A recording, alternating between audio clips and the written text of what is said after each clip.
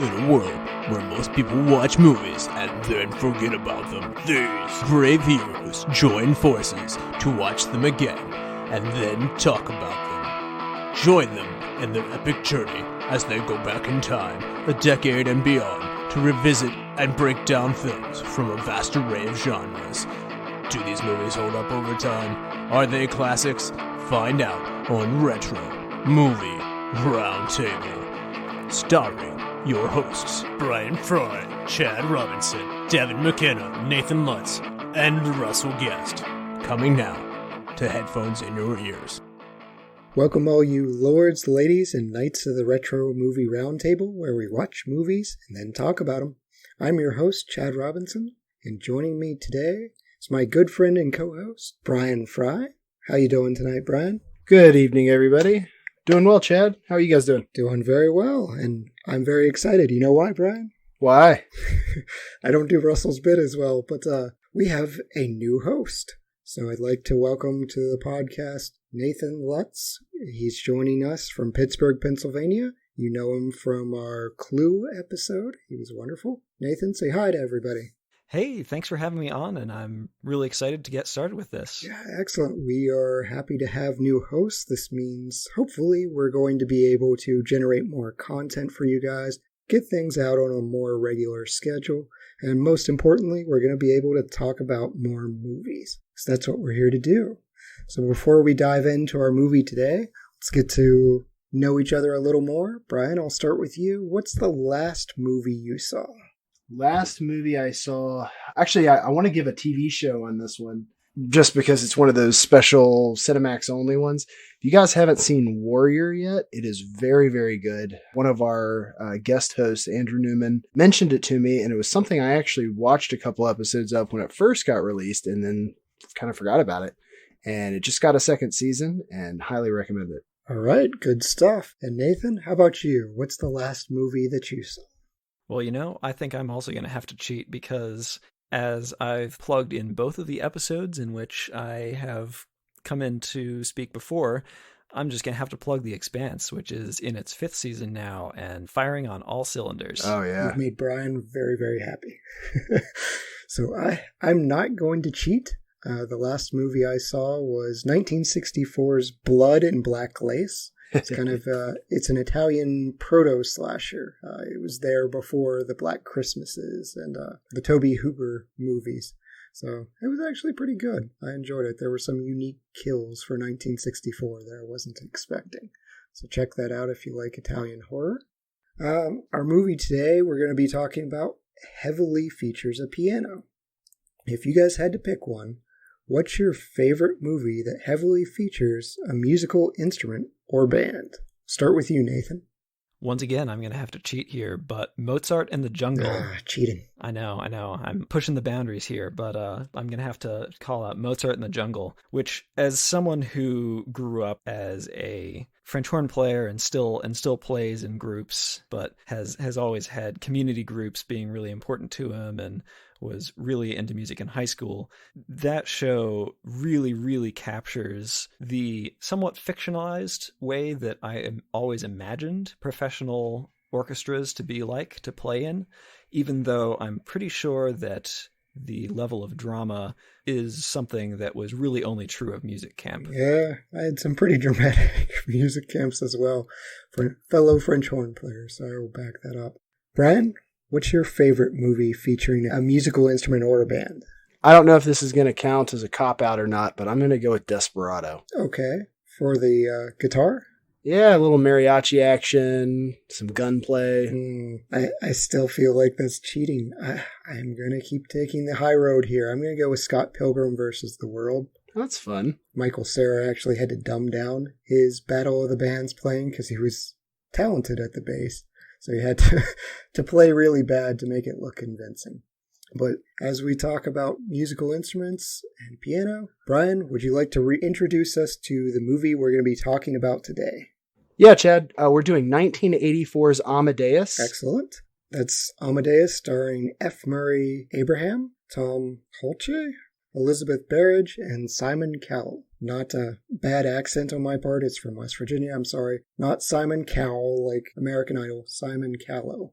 It was released in 1984, excellent year. The total gross was $51,973,029, placed 56th in the box office that year, placed ahead of the great movie Beat Street, never heard of it, and right behind Firestarter. Number one movie that year, this will please Russell Guest, is Ghostbusters. That's who you're going to call for your number one movie. IMDb gives it an 8.3. Rotten Tomatoes is even better. The critics give it 93%, and the audience loves it even more. They gave it 95%. This movie was nominated for a slew of Academy Awards, 11, including dual nominations for the Best Actor. It won 8 of them. It won Best Picture, Best Actor for F. Murray Abraham, Best Director, Best Costume Design, Adapted Screenplay, Art Direction, Best Makeup, and Best Sound.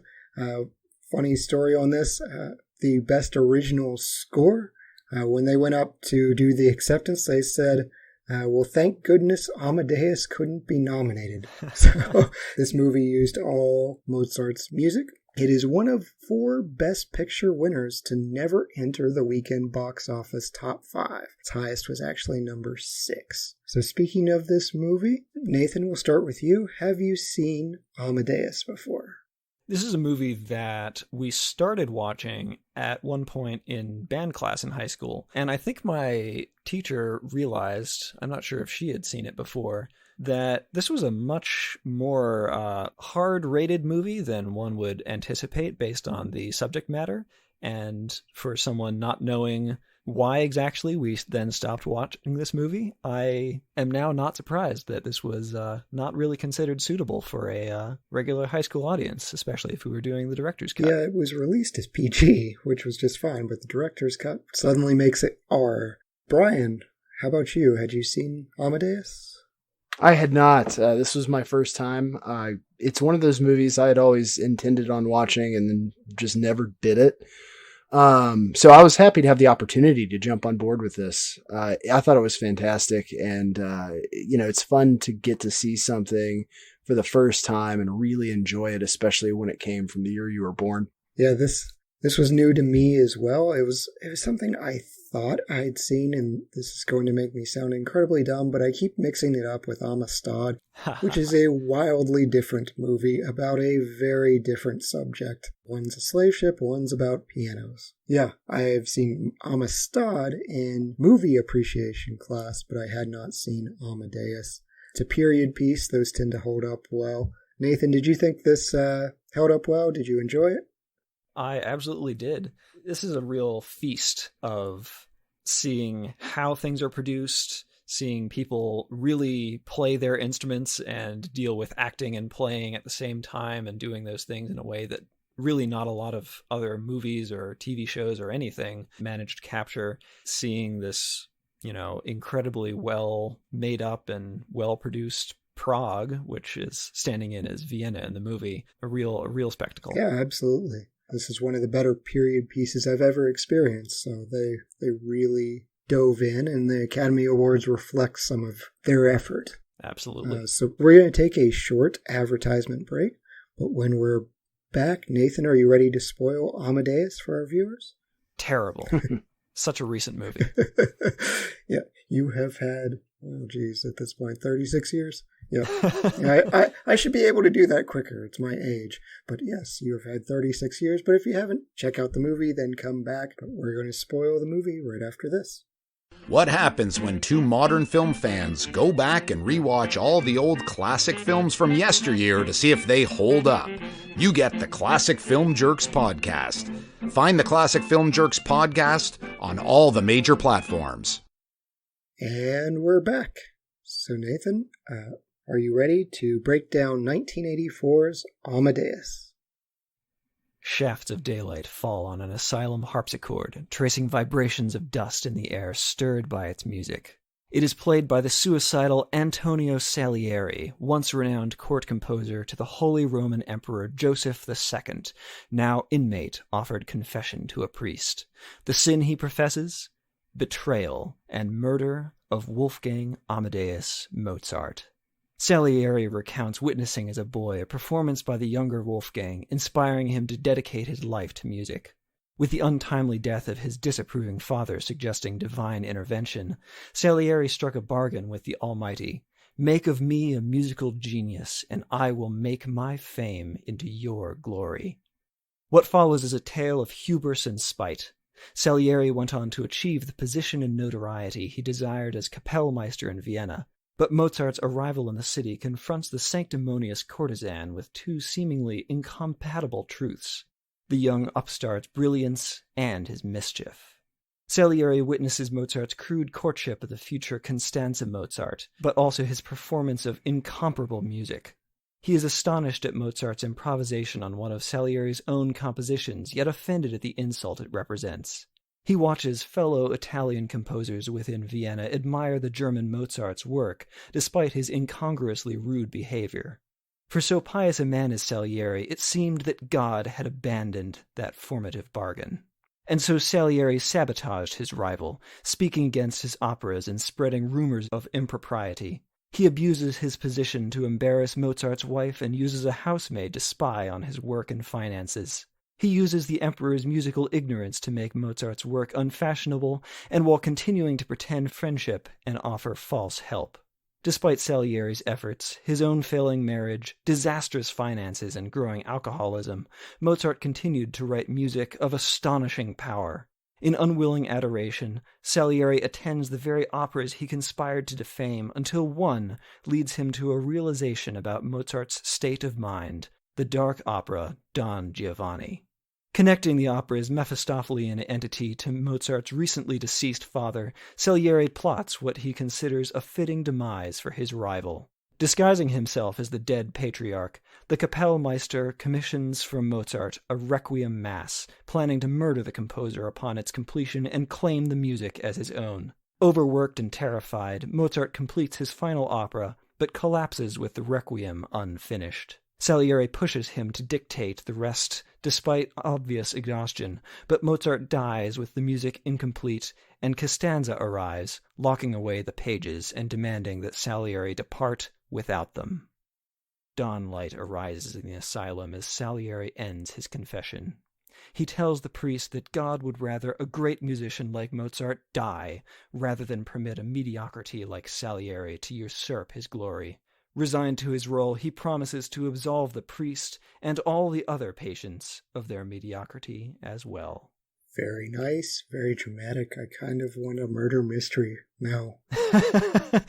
Sounds good. Sounds good to me. So, obviously, this was a dramatic retelling. They took certain liberties, to say the very least, about the life of Mozart and the Viennese court. But what did you guys think about this tale of a pious man who kind of dissolves into madness at the same time Mozart just effortlessly shows him up? I think it's a really fascinating story that achieves being relatable while also just making you absolutely hate Salieri's guts and everything about him. And yet you can, see this guy who thought he was destined for glory and even accomplished it in a way, but just couldn't stand not being the top. I like Salieri. I commiserate with him. Oh, yeah, totally. I looked at that like, I am mediocrity. I am the patron saint of mediocrity. I love that. And there are these people in your life that will inevitably be good at something that they put next to no effort into. And it's infuriating. Brian, what'd you think of our story? Yeah, I find prodigies just terribly interesting. Just the idea that something as complex as writing an opera can be as easy as free-flowing thought from someone and it be excellent. So, I mean, it's got to be like a superpower, right? I mean, it's just wild how they depicted that. And, he seemed like a guy that you'd want to hang out with too. Like, he's like my kind of crazy. Playing upside down, mocking other people's styles, and then to cap it off, the Salieri fart at the end. Yeah, I think it just looks like all, drinking games and masquerades. I mean, it's amazing how effectively they both work against each other. Even though Mozart's not trying, he continuously makes fun of Salieri or does things that Salieri can only interpret as being personally insulting throughout this thing. And you see it, and it's like, I get it. I get how much you hate Mozart. Everything you're doing is completely wrong, but like, I understand. Oh, from the very first introduction where they meet each other, he's like, oh yeah, I memorized within seconds what you did on this welcome march. Yeah. And I'm going to replay it. Not only am I going to replay it perfectly, now I'm going to improve on it. And I'm going to do it in front of your patron and the rest of the court. Kind of like Marvel does to DC. I mean, at this point, it's not even comparing Joseph's piano playing to Mozart's. That is so true. I mean, if you think about it, it's like Batman v Superman gets announced and Marvel's like, yeah, okay, time to completely overdo it with Civil War. Marvel's standing over the shoulder being like, G, play G. No, play Batman. Play Batman. No, not Jared Leto as the Joker. No, don't do that. It's the battle of the self-serious, hard-working artist versus the absolutely free-thinking, flows like water artist, and it's great. I think you've hit an apt comparison, Brian. I like that. But I've got to herd the cats here and go back to 1700s Vienna. So they took quite a bit of liberty here with Salieri's story. Oddly, he's this pious chase man. He gives up touching women in his... That's an odd turn of phrase. I apologize for that, but that's actually how he phrased it in the movie. But he doesn't marry. In real life, he was married and he had 8 children. And a mistress. Yes. Seems like the Viennese court, that was just a thing. So they changed that. They made Mozart probably more obnoxious than he actually was. That laugh only came from... There was like 2 women that wrote letters that said something about his laugh was giddy, but it sounded like metal scraping glass, which just sounds awful. Reproduced faithfully. Yeah, and the whole murder plot was kind of just added for dramatic effect. There really wasn't a rivalry, as far as I can tell, and as far as I've read, between Salieri and Mozart. Although I'm sure, some punk 20-year-old comes in and does everything better than you. You're probably not going to like him that much. Yeah.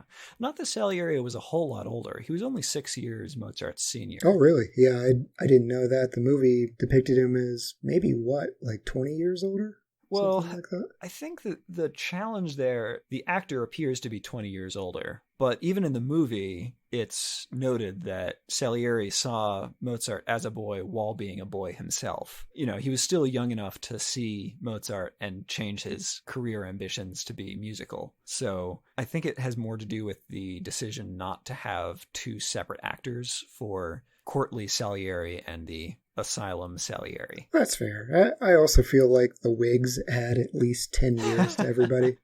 Except Mozart. Yeah, he's taken his off or dyeing his pink. There were a lot of stresses to the actors here because they are not faking it.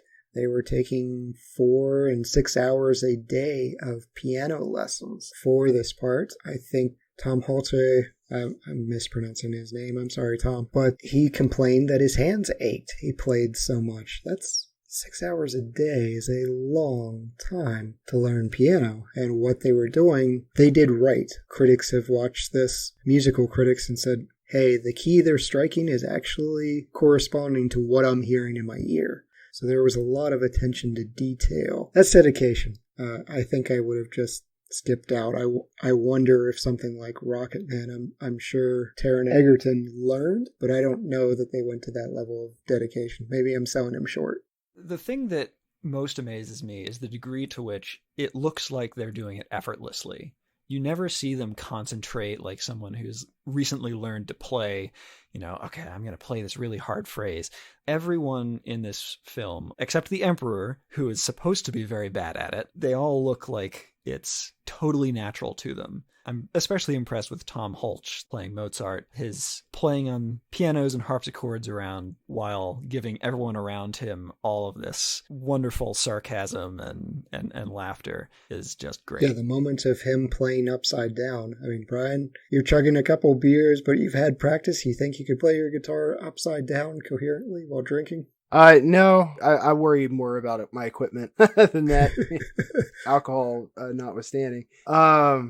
No, but then again, I'm definitely not anywhere close to a Mozart on a guitar. So maybe if I had a little bit more devil may care in me, I would try some more death-defying stunts. I've recently visited a trumpet player who has done a fair amount of experimenting with trumpets, specifically trumpet modifications. And at some point, he had made a piece of tubing that would allow you to essentially flip the trumpet backwards to point over your shoulder, with the effect that you had to use the valves backwards because now they're pointing the other way. And despite the fact that he had this thing for a little while, it was still a bit of a party trick sort of object. And you could just see, you're trying to play this and the consternation on the guy's face as he's like trying to play things slowly. It's like, yeah, this kind of thing is really, really hard. It seems like something straight out of Dr. Seuss. So at the heart of this movie, we talked about it a little bit, is revenge. And even though that may not have been present in real life, what did you guys think about the revenge plot surrounding Mozart and Salieri? It's a great plot. I mean, it's timeless, but I think you guys summed it up the best when you talked about how, he really played up that jealousy, that anger. And I think that had it not been so affronting to him, it wouldn't have been nearly I don't think he had that kind of evil in him until he was really gripped by that level of jealousy. I don't know. It really never even comes to fruition either. At no point in time, unless he actually did poison him, at no point in time do you actually see him cross the line. Oh, somebody didn't watch the director's cut. Yeah, the director's cut contains certain things that I did. You did? You didn't think that? Did I miss them overtly stating he poisoned him? He tricked Stanzi into almost having sex with him, undressing, and then he rings the bell and gets her disgraced. Yeah, he gets her seen by a footman, essentially. Okay, I'm not trying to, I just mean he didn't actually do the killing per se. None of the capital crimes were committed, if that makes sense. Yes, right. Yeah, he didn't actually poison him. That was madness. Yeah, and he didn't have sex with his wife. I'm just saying, I'm not saying it's not bad. Obviously he did a bunch of bad stuff. I feel like he never goes full dark side. After that one scene, I was very much I was here for all your jealousy and all that sort of thing. I was going to understand it, even if it would actually show him poisoning Mozart's food slowly over the years. I was going to be somewhat willing to forgive in a movie character kind of way. And then that scene happened, and I thought, okay, well, a line has been crossed, and you are now completely irredeemable. Yeah, that was the point of no return for me as well. And you get it at first with Mozart clearly messing around with the girl Salieri was interested in, and even though he'd taken that vow of chastity, he was still in love with the girl, and it was just a plaything for Mozart. You could see the frustration of, okay, he just walks in and can have whoever he wants, and then figures the only way to really hurt Mozart is to go after Stanzi. I can't call her Costanza because I just picture Jason Alexander walking in, and that just, it messes with me. So Stanzi she is, and that was a hard scene. Yeah. I mean, so going back to the sort of overall plot, for me, what's really interesting is it is about revenge and to some extent, but what really gets to Salieri, I think more than anything else, more even than, Mozart having affairs with favorite students of Salieri, I think it's the fact that Salieri sees himself as someone who's given up everything. He has dedicated his life, sworn a vow of chastity. He's thought that he sacrificed so much and thought that by sacrificing things, that would make him worthy or just completely by default the best. And the idea that someone else could have that level of success or more while indulging in all of the things that Salieri had given up, thinking that that would make him great, I think that's at the heart of what it is. It's not even that Mozart had an affair with that particular person. It's that Salieri saw his relationship with that person in a pure musical light, and Mozart sullied that in a way that just broke Salieri's appreciation for the process of writing and teaching music. It changed what he thought it was. Yeah, and Bryan, I thought of you during the scene with the Emperor riding up to Salieri, and it's like, oh, I have this promising new student that I'm looking for someone to tutor. And Salieri starts going on about, hey, I'd be honored. And it's like, actually, I was talking about Mozart. Bryan, I picture you in the background going, burn. That was a great scene. And also the follow-up scene where Mozart is so desperate that he gets pushed to go to this house of some nobleman and is trying to tutor this guy's daughter while being completely disrespected by all the dogs in the room. And he's looking around and you can see the cogs turning in his head like, oh my gosh, this poor girl, but also it's impossible that I would be able to put up with this for more than one lesson. Yeah, and Bryan, you were going to say? Oh, the line from the Emperor when it was just like, oh, sick burn. I actually felt like that was out of place. Given the strict rules that govern social, blanking on the word I'm looking for, but anyway, I just thought it was odd coming from the governor to not maybe work around that more gracefully, given the social norms of the time. Like he should have made it really obvious that he was going to select Mozart and not... It seemed very tactless from someone who's basically has to read how to be tactful as a ruler. You know what I mean? Like, or maybe it's just he didn't care that much. But even when he utters it, I was like, that seems weird. But it's totally in character for the Emperor. I mean, this is a guy who hangs around with these court composers and tries to be part of their gang in a way. Like you can see this music is really important to him. He holds big meetings for it and treats it as if it's this huge thing. And yet he's totally clueless about it. He relies on the composers around him to guide him in terms of what's good, what's bad. And when he sees something, he has no language or verbiage that he's able to articulate why he likes or dislikes something. And so he's left with those hilarious lines of, oh, I think it's like too many notes. And all the other composers just kind of laugh and roll their eyes and say, yes, Emperor, very, very astute observation. It was too many notes. So I think this is someone who really can, it's not surprising that he's not very tactful in the way that he approaches these things. I love the Emperor. He was a great character, but a lot of the times his interactions reminded me of my wife, where he poses a question that has an obvious answer, but he leaves it open-ended. And every single time, will choose the wrong answer. There are two options presented to me. She's like, what do you think? And I will pick the first one, and it will not be correct. Just like he's going, what language should this be in?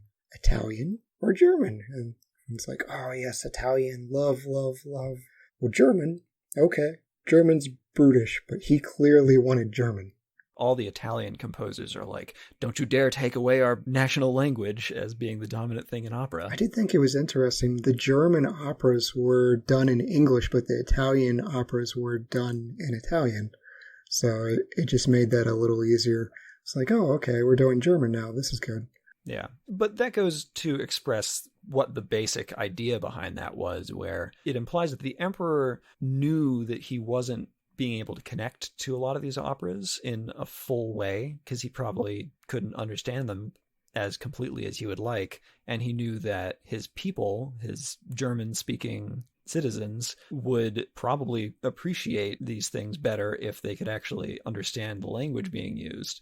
So the fact that the music organizer, which is a really interesting title to have for the movie, John Strauss, the fact that the choice was made to have that translation to English, I think for an American or English audience, I think that gets across the idea that this is about having something familiar and not having something unrelatable. So we've talked a lot about this movie, but Bryan, would you give us a quick rundown of the cast? And this is a pretty big cast, so we'll trim it a little bit. Yeah, I'm probably going to keep it to 10 here. We had F. Murray Abraham as Salieri. We have Tom Hulce as Wolfgang Amadeus Mozart. We have Elizabeth Berridge as Constance Mozart. We have Roy Dotrice as Leopold Mozart. Simon Callow as Emmanuel Canada. Christine Ebersole as Katrina. Katrina Cavalieri. Jeffrey Jones as Emperor Joseph II. Charles Kay as Count Orsini Rosenberg.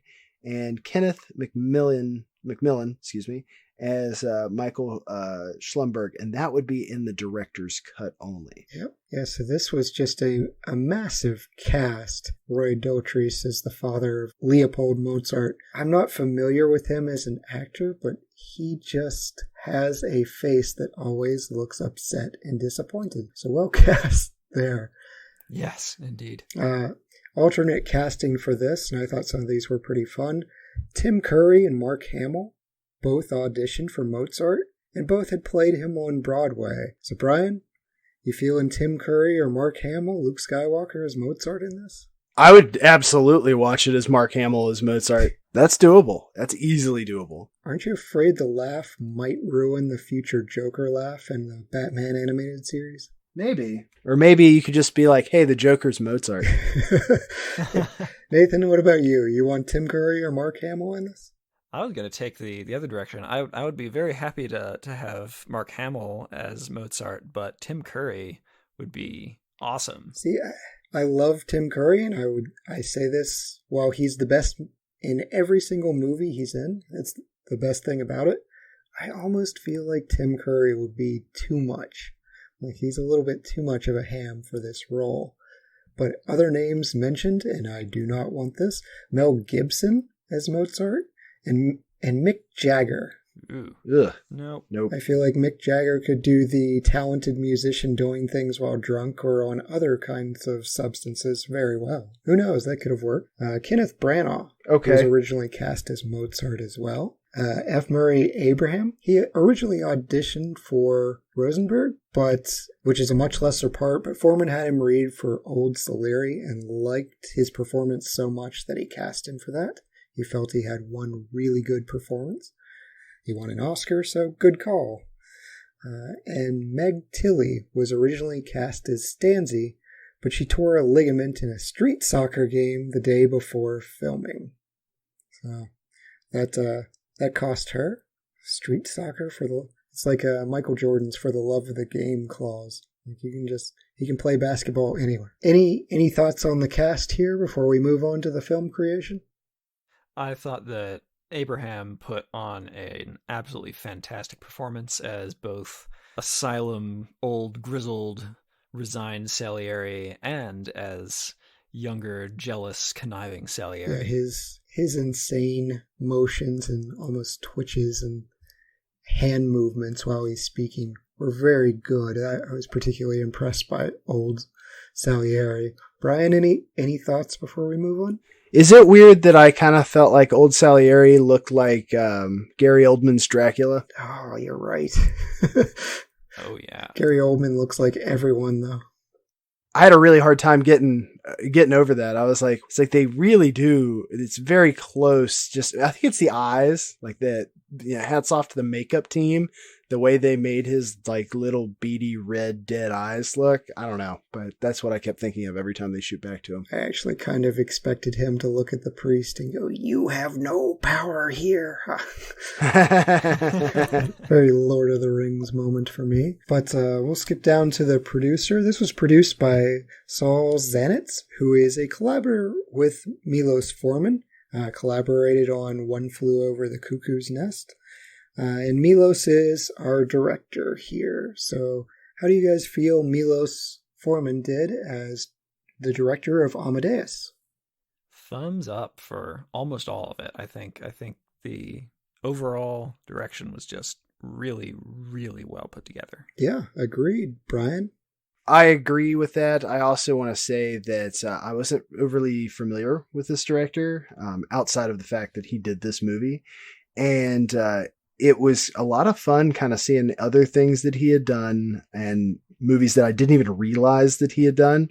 And I don't know. This was a great movie. And I can always appreciate a director's cut that's 3 hours long as the movie is good. Yeah, and we did cover One Flew Over the Cuckoo's Nest. I think it was last year. My goodness, 2020 was just nuts, so I have no concept of time, but you can check out our One Flew Over the Cuckoo's Nest podcast. Spoiler, we did love it, but yeah, Milos has also done movies like Hair, Ragtime, and Man on the Moon, in addition to One Flew Over the Cuckoo's Nest and Amadeus. A couple more that I'm really not familiar with. I don't know if you guys are or not. Leave It to Me was his first. Black Peter, Loves of a Blonde, The Fireman's Ball, and Taking Off. There were mentions during some of the opera scenes that they were going for things like 4 hours long, and in researching, a lot of these varied.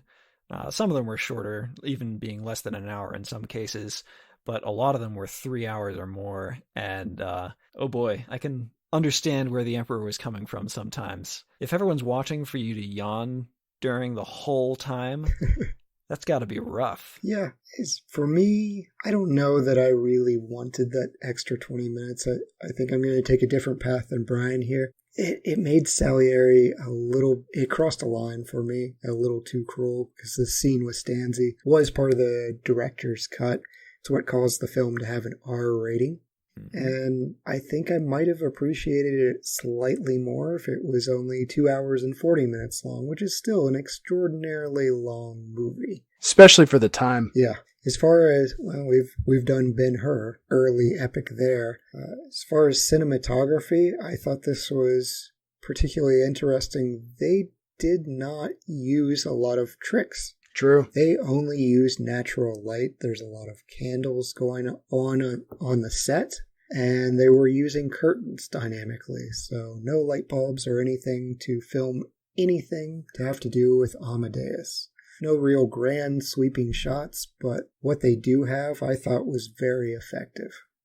If you're going to put that much effort into set dressing and making those operas work the way that they did there, I mean, I don't know if that's really how mechanized or animatronic almost looking some of those sets could have been, with people operating things with pyrotechnic displays everywhere and tearing through the wallpaper in that one parody scene. But man, you don't need to do a lot of camera tricks if you're going to put that much effort into making the scene itself dynamic. Yeah. And so this movie, it was set, we've said, late 1700s to early 1800s in Vienna, Austria. The set design, it was actually filmed in Prague. They did use an original stage that Mozart performed on for Don Giovanni. One of the actors recognized it, and he actually cried getting to be able to perform on the same stage as Mozart. Otherwise, they just had 4 sets that they built. There was Mozart's apartment, there was kind of the palace scene, and 2 others that are slipping my mind. But it was really a minimalist set design. So what did you guys think of our period piece here in our sets? Well, first off, in 2014, I actually visited Prague with the Pittsburgh Youth Symphony Orchestra. We did a bit of a European tour around Prague and Vienna and Salzburg. So actually all really great spots for someone who's following around a Mozart tour. Mozart having been born in Salzburg, having done a lot of work in both Salzburg and Vienna, and having premiered some operas in Prague. So it was awesome to see and felt absolutely right for what I'd seen. Yeah, that's awesome that you got to visit those. Bryan, any comments on set design, location, or our period piece? Yeah, I really enjoyed the fact that this was a fairly low-budget set movie because it never felt like it. Like, the theaters felt legitimate. Obviously a lot of the movie happened in the apartment. You didn't really have a whole lot of segue stuff where you would have to build a lot of intricate things. So this is just a good example of how to do that right. Absolutely. I never really felt pinned into a small set. So they stretched every dollar to really get a lot of bang for their buck. The other funny part about that is, most of this movie also has to do with opera, which is also doing a lot with a little space. So I feel like that kind of mirroring is just a cool thing. Excellent point. Bryan's here to educate us on operatic operations. Wardrobes and costumes. This being a period piece, the costume department were probably very busy, but I have to imagine they were having a good time. They clearly just went nuts with fantastic jackets, dresses. They had these ridiculous wigs and hats. Everyone's in this just fanciful party attire. This is upper class society. So how did you view the costumes of this period piece? Just a wonderfully lavish production. I really enjoyed the one scene where Mozart is trying on a bunch of wigs, and I just gotta wonder, were there wig makers who were bored with a bunch of noble clients who were all going for very standard things, and this Mozart guy walks in and he's just all a ball of energy looking for the most ridiculous wig possible. Some variety, yeah. Every high-class person is coming in. Oh, I want a flat one with a ponytail on the back. Yep, we've got 70 in the back. And Mozart's like, I want one that looks like I've stuck a fork in an electrical socket. What but so? What's an electrical socket? Yeah. Good call. Ben Franklin will eventually do something somewhat like that within the near future. I'm sure there's probably lengthy dissertation on this, but I've never understood the wigs. Yeah, I once knew the history of this. I really did. And I think it was literally because someone was bald in high society, and then it just became fashionable to basically they were the Kardashians. And that's what a terrible world we live in, where we imitate the Kardashians. But people paid attention to high society, and they said, oh, that's what they're doing? We should do that too. It's the same reason we have grass, because it used to be a sign of wealth to have grass that you didn't have to farm. And so everyone planted grass seed, and now I'm stuck mowing it for like 5 months of the year. Thanks, rich people. Yeah.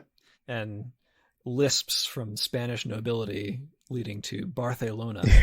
Yeah, we've been imitating rich people since we've been chewing on monoliths back in ape time.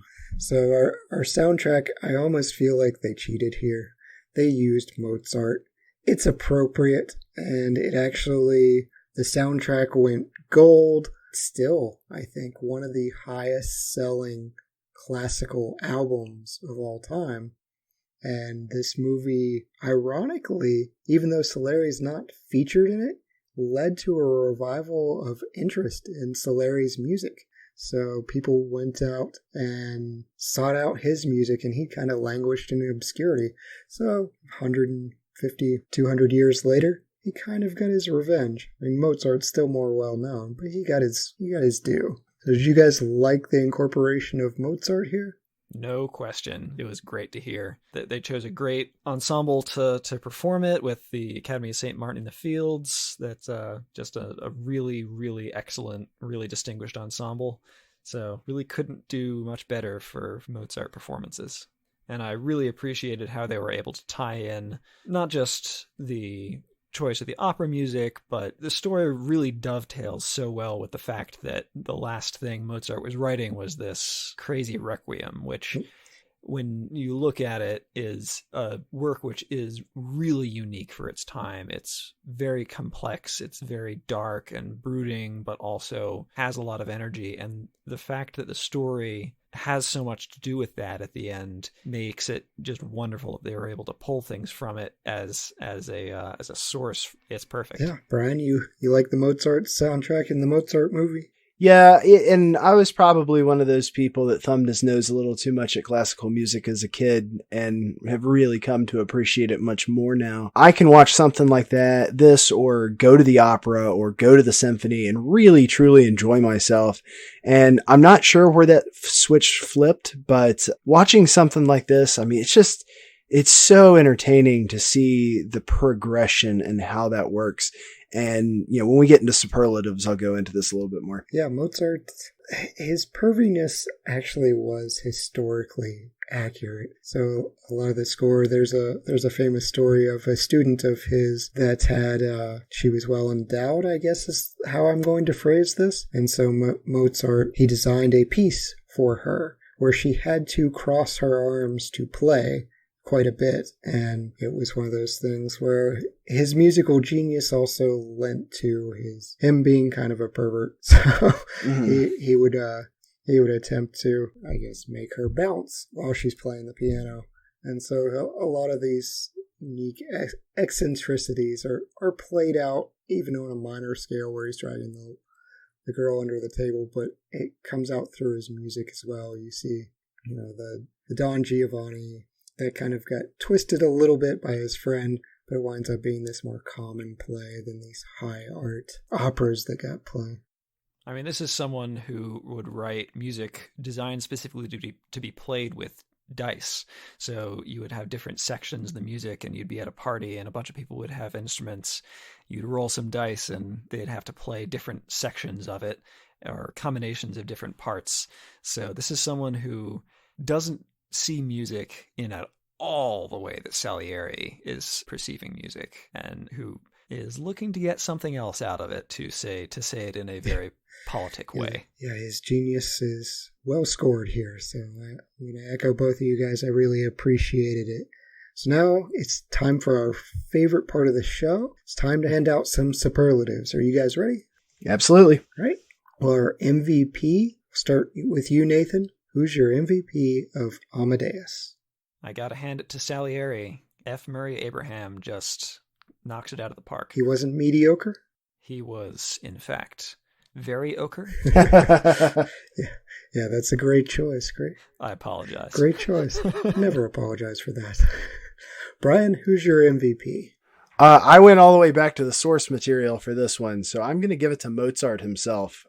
Absolutely fascinating. Had no idea really anything about his life until I saw this movie, understanding that it is a work of fiction.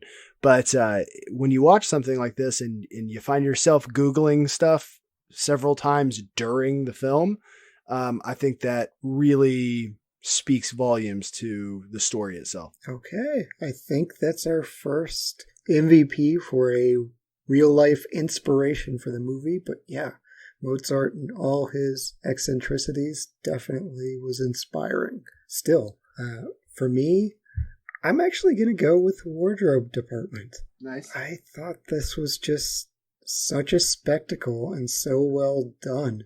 It was something I play a bunch of games called Total War, and so whenever there was a guy from Sweden in there, I actually recognized that he would be Swedish by his uniform. And so just stupid things for me. I'm like, oh, this is so fun, and I hope they had fun and weren't tormented on the set design. But the hats, the galas, the operas, just loved every bit of it, and so it made it so real for me. Next up is our Best Supporting Actor. Nathan?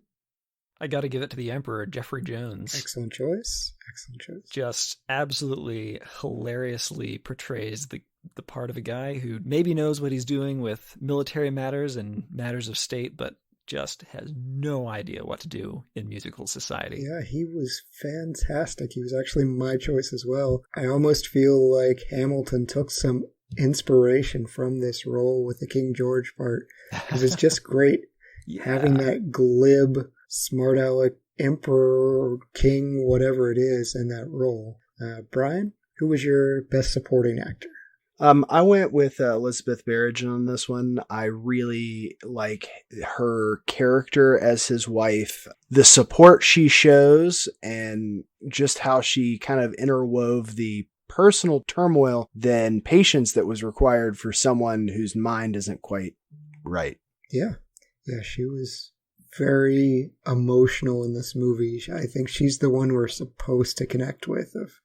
Like, she's trying to do everything to help him succeed, but also experiencing all the negatives that Mozart really wasn't experiencing. As far as our hidden gems, underappreciated minor cast or element, Nathan, who you got? I got to give this one to Alexander Pushkin. Alexander Pushkin is the one who wrote in 1830 the drama named Mozart and Salieri, and who really crystallized this idea that Salieri had poisoned Mozart. And there are so many riffs on that theme that followed that. There's Rimsky-Korsakov wrote an opera in 1897, and then around the time of the play that this movie is based on, Amadeus, which was 1979, there was also Russian miniseries, actually, like a TV miniseries, Soviet Union made, that did the same thing. Shortly thereafter, there's a music comedian that I always enjoy going back to from this era, Peter H. Shickley, who did his own A Little Nightmare Music, which is The Night Mozart Died and Salieri Didn't. And then of course this film. So I gotta hand it to Alexander Pushkin for making all this possible. See, when I heard you were going off script as far as where this was inspired, I thought maybe you'd mention whoever designed the poster. I still think this poster is one of the greatest movie posters of all time. Oh yeah, like you could delete everything on it except the graphic, and people would be like, "Oh, that's for Amadeus." So Brian, who is your hidden gem? My hidden gem is going to be R2-D2, Kenny Baker. Yes. Had to go there. I was just like, Kenny Baker. That was such an amazing scene. The Don Giovanni play, yes. So Kenny Baker was also mine, but for the sake of variety, I'll throw in a very young Cynthia Nixon. She goes on Sex and the City, but here she is the maid to the Mozart family, and she's almost unrecognizable. So, before we get to our recast, I've been informed that we have a hot take for this movie. We don't always do hot takes, but when we do, we want to hear them out. Brian, I hear you have a hot take as far as this goes. This may not be the hottest of hot takes. I'm sure that's probably echoed before, but what I would love to see is a really, really high budget modernization of this film. And when we get into the recast, I think it's all about the two. You have to have strong characters at both Salieri and Mozart, and I would be really excited to see a modernization of this. Okay. All right, so Brian wants a recast of the budget department. No, not necessarily the budget department. I just want to, when they put on these big Vanity Fair style movies now, I think that if you had more money to throw into, with how film is now, I think this would be a beautiful movie to make. Absolutely. Still really cheap on the soundtrack since it's kind of out of copyright. Nathan, are you ready for yours? All right, I'm going to stick by my earlier statement about Tim Curry. So I know, Brian, that you really appreciated the portrayal of Mozart, but I gotta say, my one criticism here is that laugh was a little bit too extremely different than the rest of the character. I get that he's a bit of a goofball, but I feel like he could be more of a goofball and that it would support that laugh more, because as much as an amazing musical performance and a great performance in other ways, I feel like when it comes to that, it's a little bit forced for me. Tim Curry does have a great laugh. It makes me smile every time. Mm-hmm. I actually kind of went the other way. I went with Mark Hamill. I want to see Luke Skywalker be Mozart. I wasn't aware he did it in a Broadway play. I'd kind of like to see that as well. But I feel like he'd do justice here. And that's no offense to Oscar-nominated actor Tom that played this role, but yeah, I think he'd do a really good job. Tim Curry, for me, I mentioned this before, he'd probably manage to be the best thing in this movie, but he just strikes me as too over the top. He might become the only thing in the movie. Yeah, he's a force, man. Every time. From Brian starting it off, I think you started off with Three Musketeers. Every time he's in it, if you see Tim Curry in a movie, just know he's probably going to be our MVP. Brian, what was your recast? So I recast the duo. So I feel like every Mozart has to have a good Salieri and vice versa. So I went with Bill Skarsgård as Mozart. Oh, I like that. And Leonardo DiCaprio as Salieri. Okay. Trying to think of Leo being, he's lecherous in real life. I think he could do that really well. Like in that, it wouldn't be as impetuous as his Man in the Iron Mask character, but I think he can pull off that politely evil schemer. And then Bill Skarsgård's just someone I just like more and more everything I see him in. I think he can do that slightly off-kilter crazy really well. And I think it would be really interesting to see the two of them play off one another. Yeah, he most certainly can do crazy. Mr. Pennywise himself. So our best shot or cinematic moment, that'll go to what, Nathan?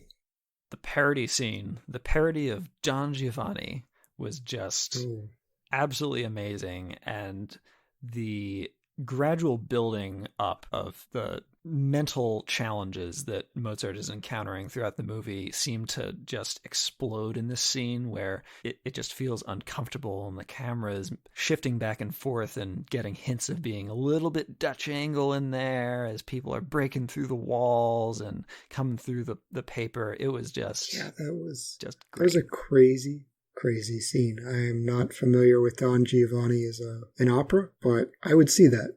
The parody, yeah. Yes. Yep. Brian, what's your best shot or cinematic moment? I really enjoy the instances and the subtle progression toward his madness and illness in the upward shots of him conducting. Yeah. So you see this like progression, like his wig gets a little bit more messed up each time. He's paler, he's clammier. It just like you see him from, I'm not going to call it sober greatness because he wasn't really sober at any point, but from his put together genius to masterful madness. Okay, excellent. For me, it was just the simple shots of the opera chambers with all the chandeliers lit with candles. Man, what an incredible amount of work to get these dark opera house lit correctly. And it came out beautifully. We had wonderful shots of the audience, wonderful shots of the theater and the stage. Again, I have to wonder about the people in the 17 and 1800s shimmying up some gigantic ladder, lighting a chandelier that's got like 180 lights. Just the tedium of doing that. I guess that's what happens when they have an emperor. You can just order people to do that. The fact they managed to do this without light bulbs is just incredible. So that particular scene at the Opera House really struck me. Did either of you two spend a lot of the movie looking at the pyrotechnics and the lights and just thinking, oh my gosh, everything's going to catch fire. It's all going to burn down. These crazy Germans and their candles on Christmas trees and all these things. Like, oh my gosh, how do you live? It's so dangerous. Well, ask London how that works out. So best scene, Nathan? There's a moment which I think you mentioned earlier where Salieri is coming to a high point in his narrative and he's starting to shake with the intensity of what he's feeling and how angry he was. And that was just ridiculously well acted. Just, again, Abraham, what a performance. Yes, that was the madness setting in. I loved his performance in this movie. Brian, what's your favorite scene? My favorite scene is the back and forth between Salieri and Mozart while writing the end of the Requiem in D minor, with them musing about how the music sounds. Like, are you getting this? And the fact that they're just basically singing stuff back and forth, and that translates to him like madly writing down the music. And I just thought that was artfully done. I read some trivia about that, and Tom was actually feeding the wrong lines or skipping lines. So the confusion on Abraham's part was genuine. He was hearing things that he wasn't supposed to.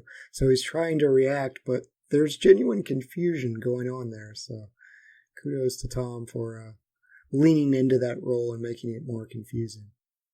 Man, I felt for Salieri in that scene. It was Mozart's over there just going like, okay, write this chord and arpeggio, which will consist of like 20 different notes if you sort of extrapolate out what he means. And then he moves on to the next sentence immediately, and Salieri's like, no, wait, I didn't get that. That's really when he realizes the depth of how far away he is from Mozart's talent. Yeah. Like, oh my goodness. For me, it was a more comedic scene. It was the silent ballet and the emperor walking in, and he's asking, is this modern? And then he leans over, he's like, do you like this? And it turns out, it's like, okay, I've ordered that you can't have a ballet, but this is stupid. So he goes on and just changes it. So the emperor was my favorite character. I loved him in this. Best wardrobe makeup moment. Once again, the wig scene. Oh my gosh, that was hilarious. Yes, the wig shop. Brian, how about you? I think I like the wig with the electrical socket hairdo. I think is it just me, or was it like slightly pinkish purple tinted as well? Yeah, I think he colored it. Oh yeah. Yeah, I think that really brought out the kind of rock star nature of, what they were going for with him, and it kind of summed up him. And that was probably my favorite set piece / wardrobe. Yeah, that was great. I love the uniqueness of his wig and how they made an eccentric man stand out even more. For me, it was actually one of the things I was complaining about the director's cut, but I thought the best wardrobe or makeup moment was when Stanzi comes into Solari's chambers to seduce him. She's got this really large hat on, and as she's undressing, it's showing the level of detail of the costumes. She's got on all these period pieces, so it was really a chance for the costume and wardrobe department to show off a little bit, even in a very depressing scene. I will give a special shout out to Solari's old man makeup. You guys touched on it, but it took 4.5 hours a day. Oh yeah. I didn't even realize it was the same actor. It was just, he was so unrecognizable for me. Change one thing. Nathan, what are you changing? I think we need, at some point, to reference a French horn concerto. Just one, just for me. I need to hear it.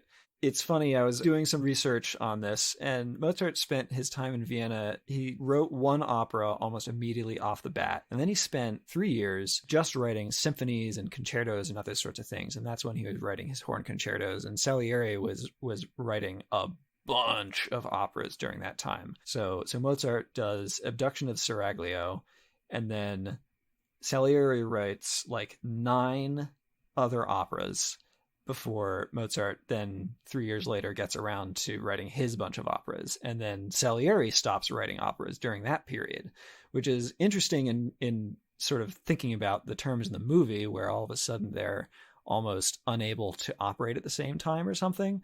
But also, come on, I have been brought up as a horn player on stories about the French horn player who was Mozart's friend, who got him to write these 4 awesome concertos. And I gotta see it, man. Just a little. Bit self-serving, but I play it too, so I'm going to allow it. Brian, what are you changing in Amadeus? This is going to sound like kind of a petty thing, but when I bought this movie, one of the things that I kept Googling were, various Mozart operas and where you can watch them. I kind of wish this had come with one, like just as an extra added feature, bonus disc or something like that, just a real Mozart opera. Okay.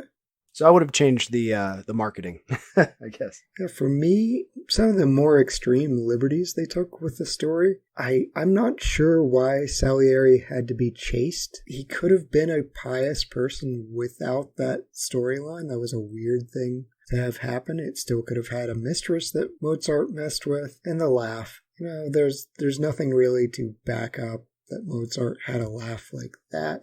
And I felt it was just a bit too much. So I'm toning that down. We're going to make our historical drama a little more historical. So for our best quote, Brian, what's our best quote of Amadeus?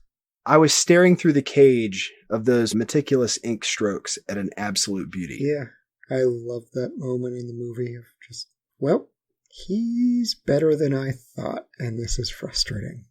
And how dare he be so brilliant? I think for me, I'm going to steal this line and just use it in my everyday life. Mediocrities everywhere. I absolve you. I absolve you. I absolve you. I absolve you. I absolve you all. Like, I'm coming into work on Monday and just sending out emails saying, mediocrities everywhere. I absolve you.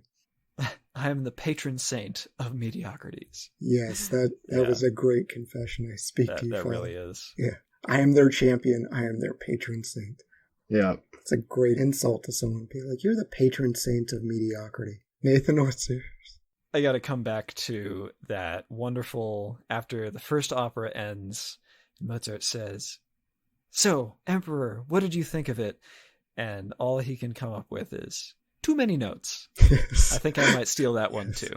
The ear can only hear so many notes. That was a real criticism. That actually happened. So kudos to the historicity of that. So now it's time for our ratings. Nathan, we'll start with you. On a 0 to 5 star scale, what are you giving Amadeus? I'm going to give Amadeus a 4.5. 4.5. Excellent. Excellent rating. Bryan, what are you giving Amadeus? I am going to give this a solid 4. I think this movie was fantastic. I do think it's rewatchable, although it's not something that I'd see myself putting on once a month just due to sheer length. But no, I'm glad it was picked and I'm glad I own it now. Excellent. Yeah, for me, this is just a sliding scale here. I'm giving it a 3.5. That is a good rating for me. I do think this was an absolutely gorgeous movie to look at. Solari's part particularly was captivating, but parts of it between Mozart's laugh and just the length, I think wore on me a little bit more. Maybe if I didn't watch the director's cut, maybe it would be bumped up to a 4 for me, but the length got to me a little bit. I do think this is one, if I actually did revisit, it would probably be bumped up more. I think there's going to be things that I didn't catch in the background or didn't appreciate enough. So I will probably give this one a rewatch down the road, maybe with my wife, just so we can watch it together and appreciate the music. So that being said, do you guys want to help me pick a movie for next time? Let's do it. Let's do it. All right.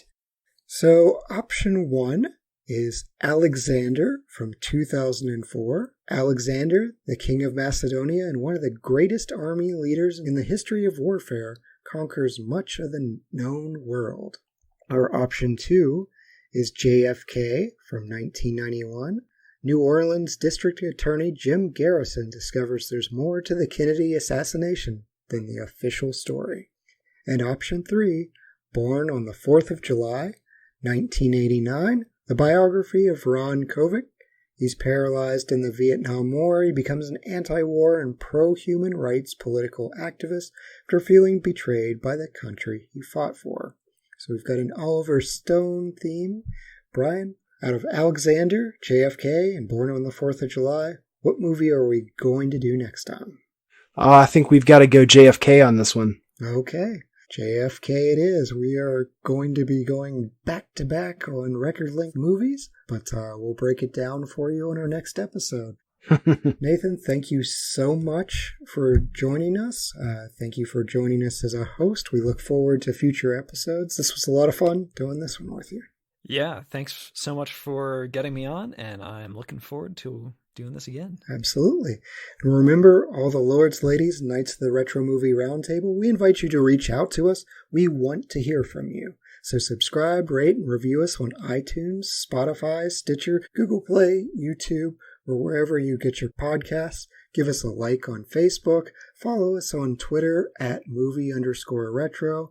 Or email us at retromovieroundtable@yahoo.com. So producing and providing this podcast is fun, but it's not free. We invite you to support the show at our Patreon page. That's patreon.com/retromovieroundtable. Any contribution is much appreciated and goes towards making the show better for the listeners. As always, thank you for listening. Be good to each other and watch more movies.